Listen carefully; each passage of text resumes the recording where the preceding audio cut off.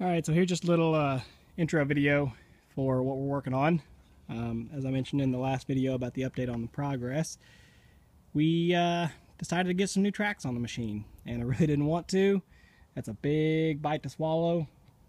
I'm just going right out and say it was $4,100 for the new track chain, which there's one, and here's the other one still coiled up, 2 new sprockets, and 2 new shoes, and all the bolts needed to put it all together. $4,100. I'm reusing most of my old shoes. They're still in really good shape, so that's fine. But basically what happened was 2 weeks ago we were out here trying to get some work done, got down to some soft ground. This track slipped off again. Now it's the same track that last time it got in a bind. It got stuck and caused me all that grief. This time it just popped clean off. We fought with it for an hour or so, tried to get it back on. It just wasn't happening. So I said the heck with it, talked to the wife. She said, yeah, you know, it's going to keep putting us down every time this happens. We're going to be shut down and be spending more and more money trying to fix it, trying to rig it. So she said, let's just get new tracks. So she's going to walk over here and show you the existing sprocket. She's pretty well slicked off the nubs there.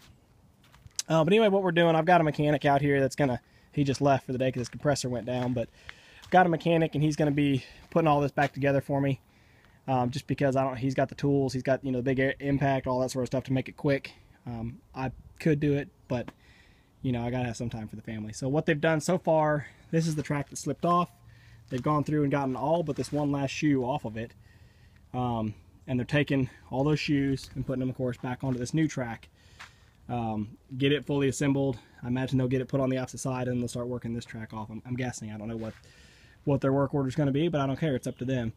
But I am painting by the hour, so I hope he's quick, which so far, I mean, he was out here, I think, 5 or 6 hours today, and that's it, and managed to get all those bolts out and, you know, put back on. So if this other track goes anything as quickly, hopefully it won't take as long as he thinks. He said he estimated to take 30 hours, and I pray to God it doesn't take that long, just because every hour costs me money. So anyway, I just want to give you a little intro on that, and let you know what was going on.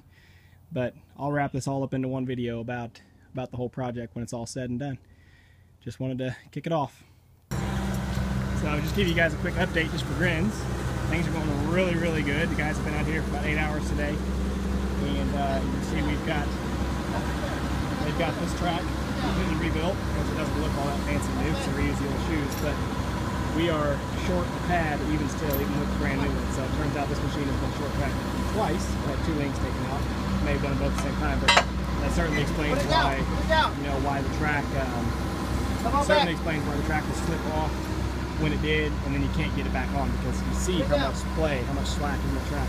That's how it's supposed to be. Of course, when your idlers in.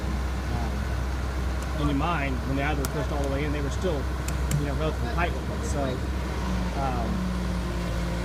it's good that now I know I've got the slack that I need to work with to have, you know, proper undercarriage. But anyway, yeah, everything's going great. Like I said, I've got this track fully rebuilt. I'll have to get 2 new shoes.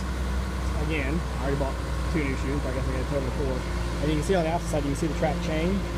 They've got all the pads off of that side. And right now we're laying out the new chain, getting it laid straight out, so that then they'll break the old chain and they'll drive the machine right onto the new chain. So, like I said, things are looking really great. I'm tickled with how well it's all going. I'm super happy because he said, you know, he estimated 30 hours and I don't even think we're up to 20 yet, so this is looking really good.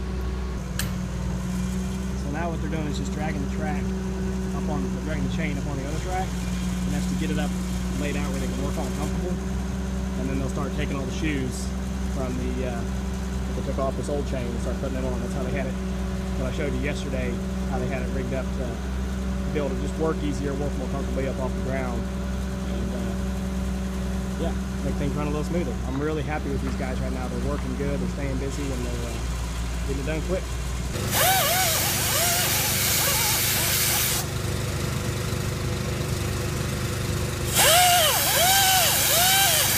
So while they're laying some stuff out, I thought I'd just show you the sprockets.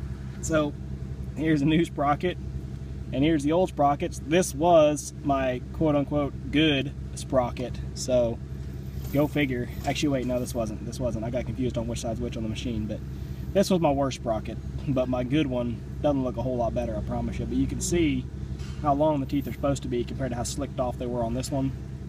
And that's why this one just would, you know, it'd slip, the sprocket would slip and pop all the time, but it's also, you know, what helped it be able to slip off the track so easy. So just thought I'd show you that little comparison, new versus old. And yeah, it's pretty stunning. So here's the old track chain that they've taken off so far. What I want to show you guys is some of the abnormalities, which you probably can't see it on the video, but on this, like on this particular link here, is it that one? Yeah, this one. It has a flat spot, okay? This is supposed to be round, perfectly round, and there's a flat spot on one side here. And what that happens from is, of course, dragging across your guide rollers, but also from that sprocket slipping. It starts to flatten that off, and as it does, of course, it makes your overall track shorter, but it also makes it that much more likely to slip again in the future because you've got round teeth on a flat surface. They're just going to slip right across it. So, you know, just want to show you kind of some of the things on how this old machine, you know, how the tracks and stuff are wore out. I'm no master mechanic at this stuff, but just like to look at it and point out what's going on.